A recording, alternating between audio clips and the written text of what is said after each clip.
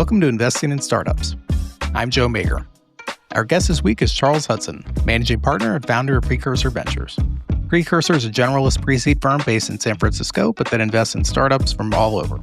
We talked about the importance of founder-centric investing, portfolio construction, and the balancing act of taking money off the table with your winners. Charles has made over 400 investments at Precursor and has a lot of insights to draw upon. Please enjoy. Charles, thanks for coming on the show. Thanks so much for having me. I want to start with your recent fund, or at least the announcement for it, which is Fund 5, $66 million. Congrats. It jumped out to me because Fund 5 is a stat where I've heard mentioned before that fewer than 1 in 5 firms that raise a Fund 1 successfully make it to a Fund 5. And I thought a fun place to start would be, what do you think it was that you've done along the way that allowed you to get to Fund 5 and be that 1 out of 5 that made it? Yeah, I think our LPs probably could be best positioned to answer this question. I can tell you the things we've tried to do. One is I think we've tried to have our own point of view. So when I started the fund, there really wasn't much of a conversation around pre-seed. There were a handful of folks that were pioneering pre-seed, Manu at K9 and Tim Connors at Pivot North and a few others.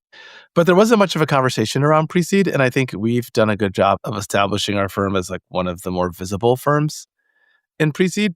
Second, I think by the time you get to Fund 5, it is totally reasonable for LPs to ask, where are the results? Show me the companies that matter. Ideally, show me the money you've sent back to your LPs. I think particularly for Fund 5, that those questions were more pointed. But I think particularly in our first 2 funds, we have really good answers to those questions, and the data very much supports our thesis that we're good at this work.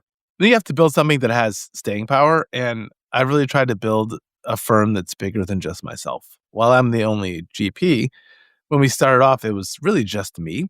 But now we have 14 people at Precursor, not all of them on the investing side, but all of them play an important role in making sure that we're a good partner to founders, that we're a good partner to our LPs, and that we run a good professional shop over here.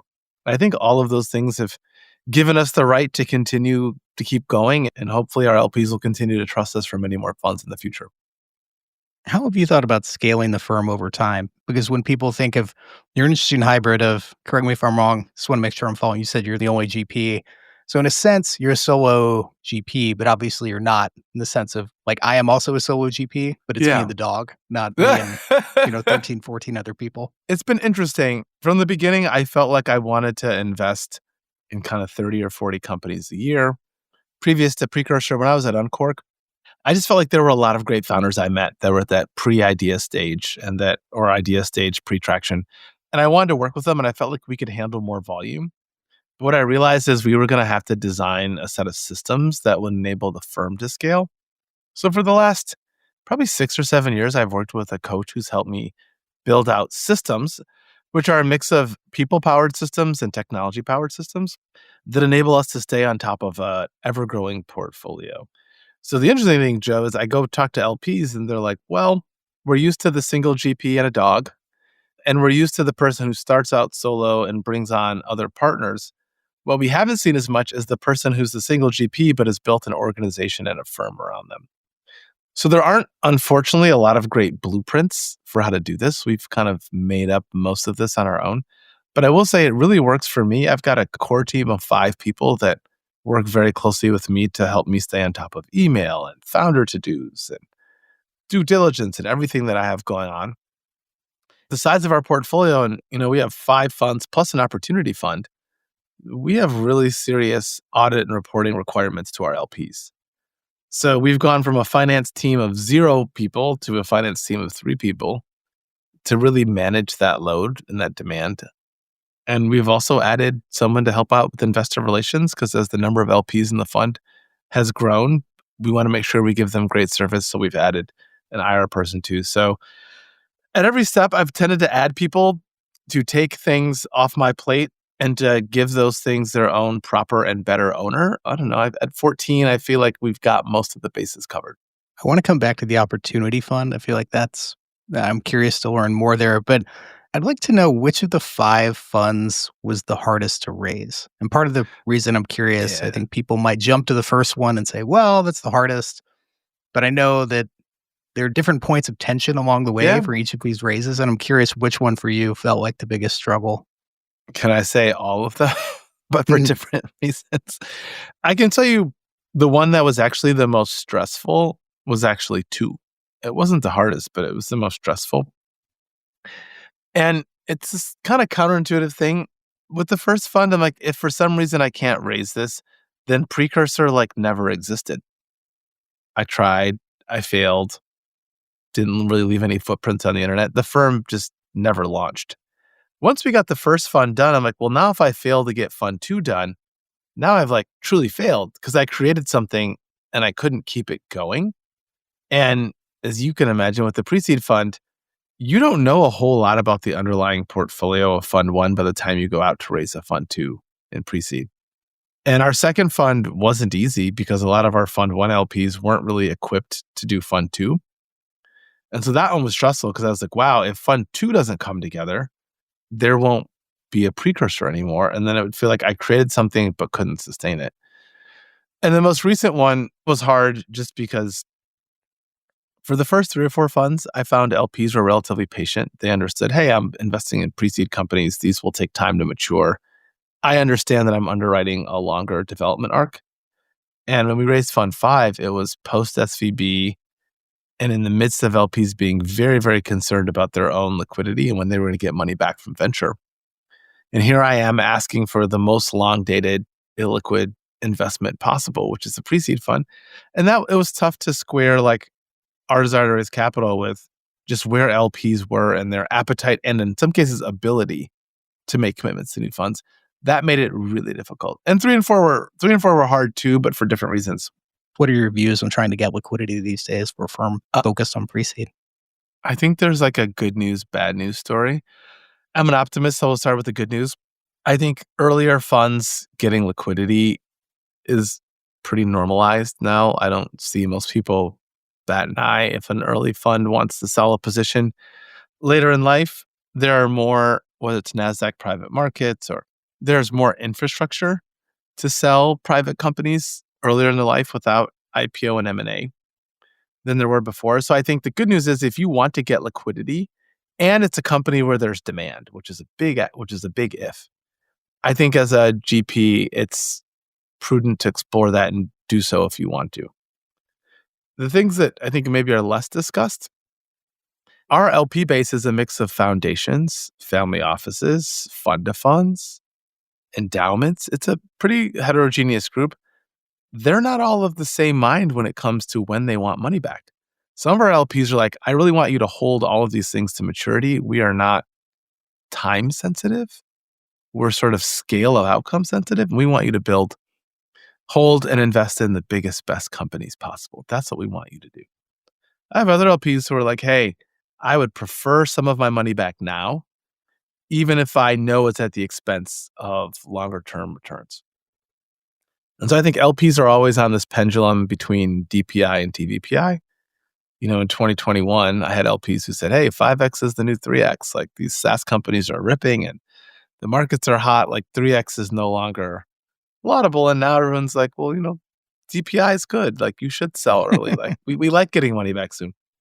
I think the job of the fund manager is to hold all of those things in your head and make decisions on behalf of the best interests of all of your investors. And what I tell them is we're going to sell some things a little bit earlier than we think value maximization would dictate, because I understand that like waiting 10 years to get your first distribution in a fund doesn't feel good. And as long as you and I can both agree that like we're doing some early selling out of a mix of caution and a desire to return money to you, that it's inevitable that there'll be some companies will look back at the end of the fund and say, gosh, instead of selling at the C, we should have held that thing to maturity. And that's okay. We'll have that conversation. And so it's my job to get that balance right. And I think historically for funds like mine, the balance was you just hold till the end. There is no conversation. To now, I just don't think that's what our LPs really want. They want me constantly thinking about, should we be a buyer or a seller of this company in this round? Is this a good chance to take liquidity, or should we continue to hold? And so we don't sell all the time. I also will say we're not in a place where we'll never sell either. Do you have any rules of thumb for or heuristics of how you're thinking about when you might want to take some money off, what proportions? Yeah, I think about selling 10 to 20% of these positions starting at the Series B. Because for us, usually by the time a company gets to the Series B, the valuation is appreciated meaningfully from our entry point. Usually the Series Bs are led by people who have the capacity to buy secondary from earlier investors. In some cases, it's a requirement in those rounds in order to make the ownership math work for those funds. We're 5 to 7 years in, and like that feels like a good time to think about sending something back. But I wouldn't want to sell so much that if it's a really winning position that we look back and go, gosh, we sold half of that position in the B. That was a huge mistake. Because as I remind my LPs, like once you sell your winners, it's really hard to go back and find another winner in that same fund. So like when you have the winning companies, you also want to make sure you maximize the opportunity around those. And in some cases, it's not to sell. So we've had some cases where we've sold in the B and then not sold again for a while. We've had some cases where we looked at selling in the B and didn't and sold at the C. We have some cases where we've sold shares in multiple rounds. I think each company is its own unique kind of snowflake. I'm actually quite worried in some cases that if we're not careful, we'll end up selling too much of our winners too soon. What do the conversations look like on pricing? Yeah. I think there's sort of this spectrum on the like easiest for me to do. If you think about a 2x2, like what's easy for me and what's easy for the founder. Precursor selling to the new lead in the round who wants to buy more shares is easy because the buyer is by definition already approved by the company. And often cases, the company can do things to help that buyer out, like swapping common for preferred. And when there's a very motivated buyer in those transactions, we're typically taking a discount of anywhere from 0 to 10%. So those are very good transactions for us. And the companies are usually happy because we're keeping the shares with people they know. On the flip side, if we go to a marketplace or if we look at some other type of structure that isn't selling to the new lead in the round, we've seen discounts of 20 to 40% in some cases. Those are fairly hefty. Those transactions have been substantially less interesting to us. If we're taking that big of a haircut, there's got to be just massive price appreciation for selling that position or extreme pressure from LPs to sell positions at discounts like that. I mean, a 40% haircut is another way of saying that there's 2/3 upside just to get in back to the carrying value of the position. Yeah. So curious to go back to the opportunity fund. Feels very logical given pre-seed focused strategy. But how do you think about that in the overarching portfolio construction? Yeah, I should probably give you a little bit of the backstory on how that opportunity fund even came to exist in the first place. So when I first started the fund in 2014, my original, I think sometimes, Joe, everything that's old is new again. My original vision was we're not going to have a ton of reserves in the core fund. We're going to use SPVs to do the follow-ons from our best companies. And at the time, the best platform for doing those SPVs was AngelList. And we had a good relationship with the Angels folks. I'm like, that's cool. We'll take effectively the follow-on and pro rata in our good companies. We'll put it on the platform. We'll offer it to our LPs. We'll offer it to people who also like the work that we do. And that will be the vehicle that we use to get those follow-on rounds done. That worked okay. And then we had a handful of LPs who said, hey, small problem. We don't have a team that can directly underwrite investments. So if you're going to do these SPVs, just know that we can't participate in any of them because we don't have the underwriting horsepower to look at direct deals. I was like, oh, well, it wasn't my intention to exclude you guys from these. I hadn't thought about that. And they said, we know, but just so you know, we don't have the ability to do that. I said, what would work for you? And they said, well, if you had an opportunity fund that did all this pro rata and these follow-ons, we could give you money for that. And I'm like, okay, understood. And then what I quickly realized once we started the opportunity fund was two things. One, a lot of our SPV LPs were like, well, I'm already in one pooled vehicle with you in the main fund. I don't want to be in two pooled vehicles with you. I want to be in one pooled vehicle and then cherry pick the specific companies I'm excited about. And the SPVs were a better mechanism for doing that. And they also said, your opportunity fund is basically Series A and B companies. I have other ways to get access to those companies. I could go invest in a Series A fund or a Series B fund and get that kind of exposure in my portfolio without going through you. And so it turned out that the set of LPs for whom our opportunity fund was a really great product was actually smaller than I had realized. And we ended up just doing one opportunity fund. We deployed the whole thing. It's going to be a good returner. I'm really happy about the companies that are there. And we went back to trying to do more of it off of the fund balance sheet. We have a few LPs who will come in direct for later stage stuff that has real traction. But it turned out that our LPs' demand for the opportunity fund wasn't as great as I thought because they really had other ways to get access to companies like the ones we were doing out of the opportunity fund. At Camp Hustle, you gave a talk about fundraising and many different topics, which I found very helpful. But one thing you said that stood out was that most of the institutional investors you talk to, or a lot of the established LPs, have a bias towards managers who are more concentrated rather than taking a really diverse strategy, which you do at Precursor, which suits Pre-Seed. Is that still the view you get from talking to LPs today? I will say this. Of all of the challenges we had with Fund 1, I think the solo founder, solo GP thing, it just doesn't burn as hot anymore.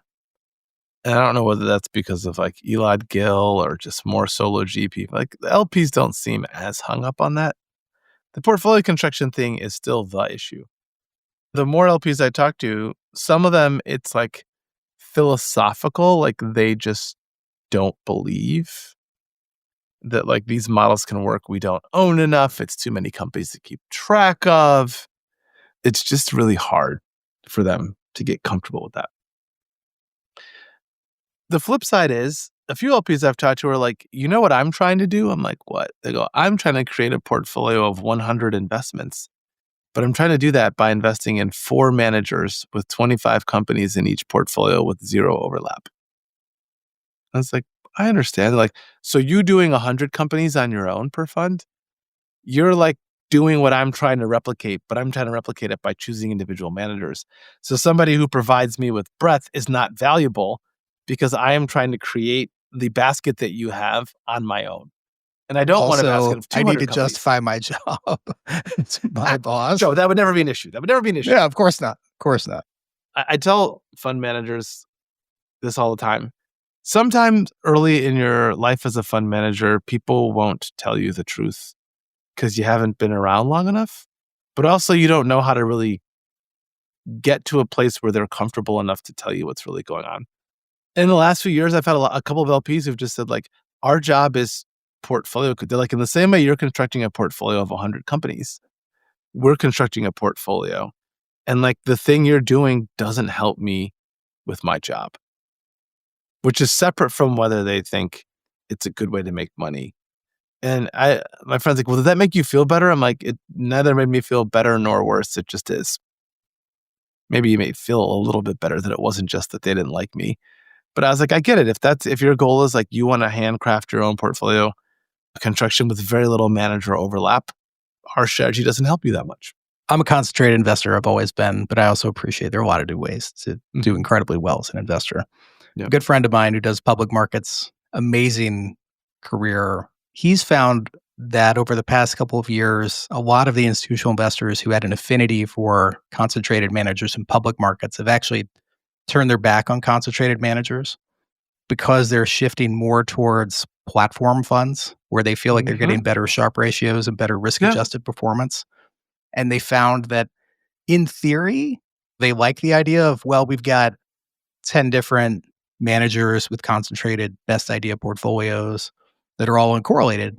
But in practice, they would get really stressed and fussed about the ones that inevitably aren't doing well because, over cycles, concentrated managers will have ups and downs. And so they just gravitated over time towards these big shops that essentially promise, look, we're not going to be the best performing fund, but we're going to have really good risk-adjusted returns. And in venture, we obviously have our own version of that with the big name firms that we could all name. I'm wondering if that will bleed over at some point into venture, or maybe it's already happened. And there are a lot of these big platform funds. That's how people think of them, but they just don't frame it the same way. I talked to someone who's an LP in one of those big funds, and I asked them how they think about it. They go, well, there are 2 things that we believe we're buying. One is the ability to deploy a check of the size that we want to write into that vehicle. And he's like, there's just not that many people who can take a $1 to $400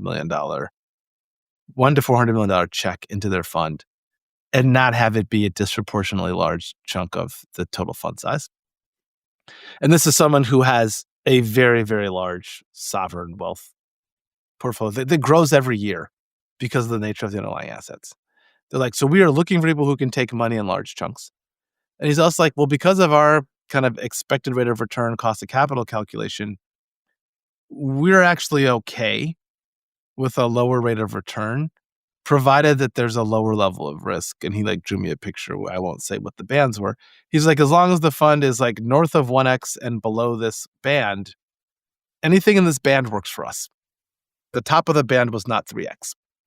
And this person was like, given like the cost of capital we have and like our expected rate of return, these are like safer vehicles. Like we're betting we're not going to lose our money.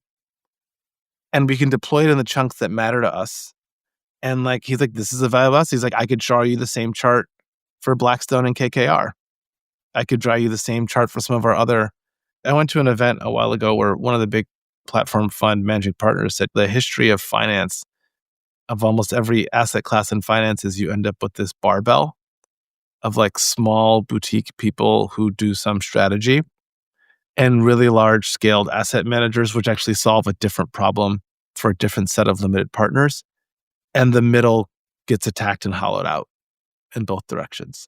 And I think you're seeing that in venture. I think it's like right now, I think it's hard to be a $400 to $500 million Series A firm because it's hard to compete for the really buzzy, expensive, right now it's AI, but whatever the flavor of the month is, because the really big scaled people can pay up. And it's hard to compete with the smaller firms because those round sizes are so small that like you can't deploy a $500 million fund $750K at a time. And so I think venture is maturing as an asset class, and it'll be interesting to see if it matures in the same way as others did, which is like a handful of really big skilled platforms and a handful of really skilled artisan boutique firms and kind of a more challenging place in the middle. With buyout, then you get middle market buyout and people figure out how to make money in the middle. Like nature abhors a vacuum. So even if we make it hard to run a $400 to $500 million venture fund, I predict somebody will come up with a new model on how to make one of those work. I saw that Precursor was in the pre-seed round for Bordy. I enjoy talking to Bordy. Was Bordy, quote unquote, alive at the point where you invested, or was that still being formulated and still at idea stage? Oh, man. So this is my third time working with Andrew D'Souza and some of the core. I haven't worked with all of the founding team of Bordy on multiple companies, but I've worked with Andrew on 3. I'll never forget, Andrew and I were hanging out in As Quoted in Presidio Heights in San Francisco. We were having a cup of coffee and Andrew's like, I want to start a new company. I said, cool, where do I invest? He said, do you want to know what it is? I said, of course I want to know what it is, but I also want to invest. And this is like well before I think people were using AI as an everyday part of their workflow. This was a couple of years ago. And he had this vision in the beginning for something that was quite different. It was more of this network of fractional experts you could tap into on a regular basis. And now Bordy has turned into like an extension of my professional network, which I could tell you how you connect all the dots from where he started to where he got, but that wasn't the original vision. But I just thought Andrew was onto something. And I just got a new intro from Bordy today of someone that Bordy thinks I should meet. And I try to talk to Bordy once a week and tell him these are the things that are top of mind for me. Anything you can do to help me get smarter or introduce me to people who are working on these problems, consider me in. So I don't know. I've really enjoyed watching that. It's for me, it's the joy of pre-seed. If you get the people right and you get the general domain right, they will find their way to a good product and problem to build. Bordy's a great example, putting tech to work within your process. But I have a quirk, which is within my own CRM. When I get a deal or an intro from Bordy, I bucket it as a referral because I tend to think that Bordy actually knows better than most what I'm into because I have a weekly call with Bordy and has a pretty good handle on what I'm about. You'd mentioned earlier that you use tech and people to try and scale what you're doing in process. What does that look like on the tech side? Like, what are the core pieces that help you run faster? We have a very intricate Airtable system that we've built for managing our portfolio company data. It started off as very simple. It was started by one of my colleagues who took the unenviable task of getting us started on Airtable and really built a great foundation that we've scaled up. And it's cool, like Airtable plus MCP is pretty magical. So I have the ability through Cloud Desktop to query essentially all of the information we have about our portfolio companies and ask interesting questions. Probably the most fun thing I've built recently or done recently is I've produced a ton of content to help our founders with like kind of FAQ stuff. A lot of it's video content, Joe. So people say, oh, this VC wants to get coffee, but I'm not fundraising. What should I do? I'm like, I've got a video for that. And we found this product, Delphi, maybe 6 months ago. And we took all of my old blog posts, a ton of internal content I've made for our founders, podcasts that I've recorded, and we dumped it all into Delphi. It's about 1.1 million words. And we've created basically a digital twin of me that's available 24/7. And it's been fascinating to watch how the founders in our portfolio use the Delphi. Like the other day, I was meeting with a portfolio company founder, and the day before we met, he went on Delphi and took his agenda and his core questions and asked the digital twin of me those questions, kind of to have some sense of like, how is Charles likely to react to this information? It's also allowed me to make some of my thinking available to people that are not in my network, but who want to ask questions. And it's been neat just to see what people ask the digital twin of me, because it's different than the questions they ask me directly. So we're continuing to tune that, but I think that's going to end up being an important extension of me. We've built a handful of tools in AI. Many of them are for like our own internal process automation. But I was joking around, like Precursor kind of runs on Airtable, Discord, and another CRM system that we use. Like those are kind of the core tech building blocks, and almost everything else we use either writes to or reads from those systems. 400 deals. That's a lot of signal. There's a lot of noise there, but a lot of signal. Over that time, what are the traits that you've started to see more or seen more in signal from founders that end up working that maybe you wouldn't have realized before you had that huge sample, or something you wouldn't have expected when you got started? One of them sounds obvious, but I underestimated the power of it. Previous startup experience is actually a really good predictor at pre-seed. And the thing I didn't fully grasp is I actually think one of the hardest things when you're doing 0 to 1 work is you have to know what to do. And you have to know how quickly to do it. And earlier in the life of Precursor, we funded a bunch of people who either came from big tech or didn't have much in the way of tech experience. Many of those people were unsuccessful, and I'd argue it was because the things that had made them successful in their previous careers just didn't translate to 0 to 1 startup life. And it's what I call the empty room problem. It's like you walk into your office, it's an empty room. What do you do first? And at a big company, you come in and maybe your manager's like, hey, Joe, here are your priorities for the week, or here's the company's priorities for the quarter. 0 to 1, you have to be the person who creates those priorities, executes against them, and has some internal compass or speedometer for how fast you're supposed to be going. And I find people who've been in really early stage startups, even if those companies weren't successful, as long as they were reasonably well run, those people generally have a good compass for speed or a good speedometer. And they understand how much work they're supposed to be getting done per unit of time.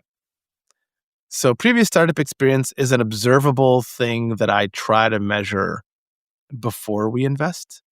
It doesn't mean if you don't have it, we won't invest. It means I ask you a different set of questions. Another kind of observable thing that I wouldn't have guessed is about half of our top performing companies were started by people who had like previous experience in the industry that they're building in, but the other half didn't have it.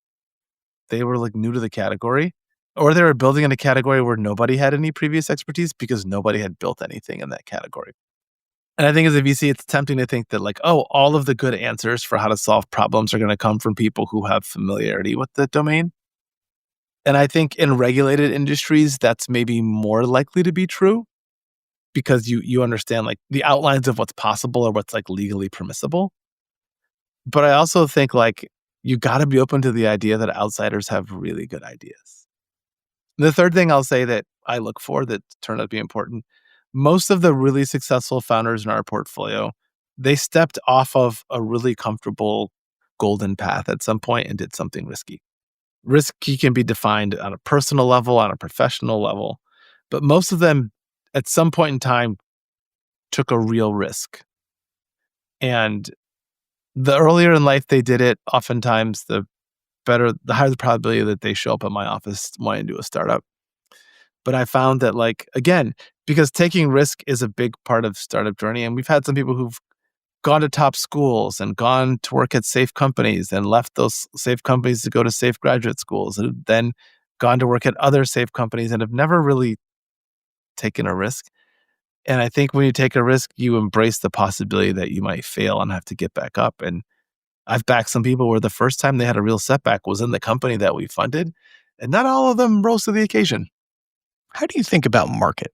You're a founder-centric investor. Man. How much does market play into your thinking? It's such a good question. Over time, I have become much less convinced about my ability to forecast market size. So when I started the fund, we were probably like 60% weighted towards the founder, 40% weighted towards the market. And usually there's no product, so the product doesn't get weighted. Every year, we get closer to being directionally focused on people. Today, it's probably 80-20 the people. And one of my LPs, I was like, well, why don't you just do it 100% the people? And I'm like, because smart people sometimes pick bad ideas.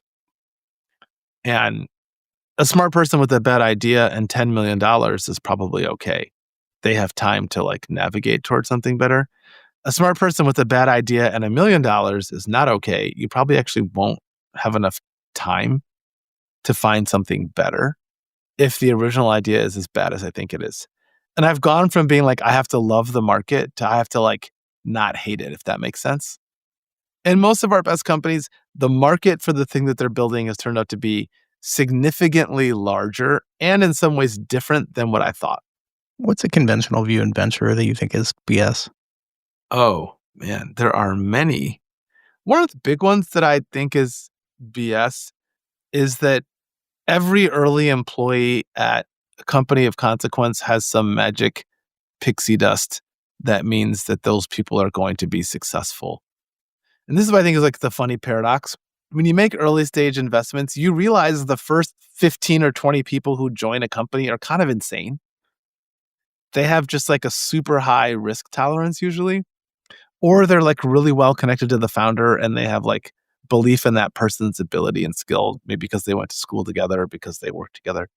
But those people are not necessarily the best people you hire. They're the people with the greatest willingness to join early.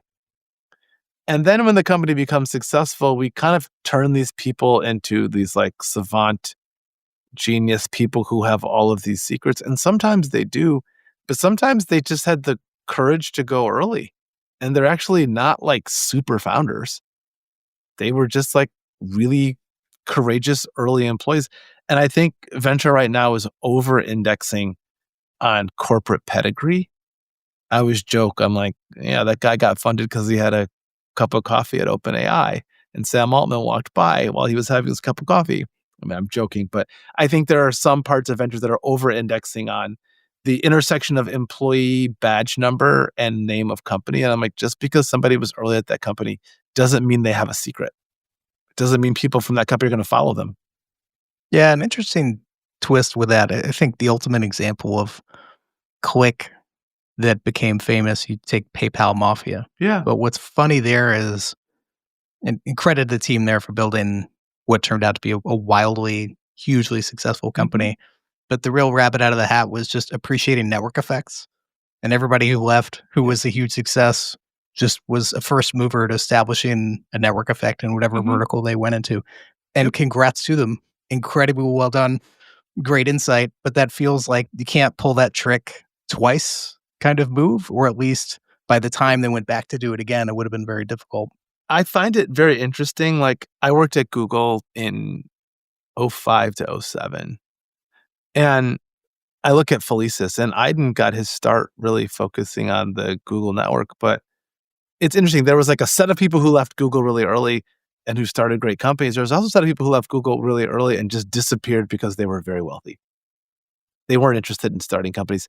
And then there was this second boom of people who left later, like Brett Taylor, Ben Ling, people who had been there early, but not like super early, who turned out to be great founders at a period of time where I think some people were like, well, all of the good founders at Google have left because like the first 100 people are like either not leaving or have retired. And I'm like, guys, like entrepreneurial talent comes in all shapes and sizes at all different stages of life from all different places.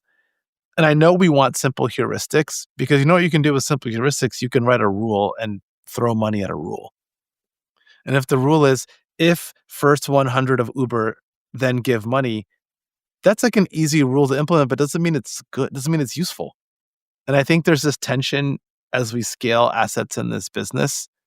How do we keep the artisan viewpoint on like evaluating people as individuals with a desire to put larger and larger sums of money to work? And I feel like a lot of the tension in venture right now is some element of those two things being in conflict. Charles, this is really fun. I enjoyed it. This is great. For founders out there who might have been listening, what's the best way for them to get in front of Precursor? You can just email me. I'm just charles@precursorvc.com. Love it. All right. Thanks for having thanks me. again. This is super fun. I really enjoyed this. This was great. Thanks for listening to the show. We really appreciate the support and would love it if you'd subscribe to the podcast on iTunes, Spotify, your preferred podcast platform. One more thing. Investing in startups does not have sponsors, but I want to give a shout out to one of our portfolio companies, Micro One. Micro One helps businesses ranging from startups to enterprises to source world-class software engineers. Micro One uses their own AI tools to identify top 1% engineers and get them working for customers in as little as 48 hours. And if Micro One could help one of the largest AI companies in Silicon Valley hire 250 engineers in 30 days, they can probably help you too. If you'd like to learn more, visit microone.ai. And thanks for listening. Joe Mager is the founder and managing partner of Seaplane Ventures. The content here is for informational purposes only and should not be construed as investment, legal, or tax advice. The opinions expressed by guests are their own and do not reflect the views of Seaplane Ventures. Our host, guests, and clients may hold investments discussed in this podcast. Please invest responsibly.